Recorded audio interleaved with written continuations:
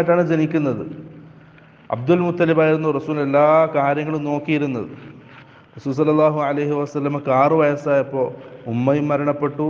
അള്ളാഹുവിൻ്റെ റസൂലിൻ്റെ ഉമ്മയുടെ മരണത്തിന് ശേഷം 2 വർഷം കഴിഞ്ഞ് ജദ് അബ്ദുൽ മുത്തലിബും മരണപ്പെട്ടു. ഇബ്നു ഇസ്ഹാഖ് അദ്ദേഹത്തിൻ്റെ സീറയിൽ പറയാണ്, فلما بلغ رسول الله صلى الله عليه وسلم 8 سنين هلك جده عبد المطلب بن هاشم. റസൂൽ സല്ലല്ലാഹു അലൈഹി വസല്ലമക്ക് 8 വയസ്സായപ്പോഴാണ് റസൂലിൻ്റെ ഉപ്പാപ്പ അബ്ദുൽ മുത്തലിബ് മരണപ്പെട്ടത്. അപ്പോൾ ഈ 2 ബൈത്തിലായിട്ട് റസൂൽ സല്ലല്ലാഹു അലൈഹി വസല്ലമയെ നോക്കി പോറ്റി വളർത്തിയ, ആ ചെറുപ്രായത്തിൽ പോറ്റി വളർത്തിയ 2 ആൾക്കാരുടെ മരണത്തെ സംബന്ധിച്ചാണ് പറയുന്നത്. ഒന്ന് ഉമ്മ ആമിന ബിൻത്ത് വഹബ് റസൂലിൻ്റെ 6-ാമത്തെ വയസ്സിൽ, പിന്നെ റസൂലിൻ്റെ ഉപ്പ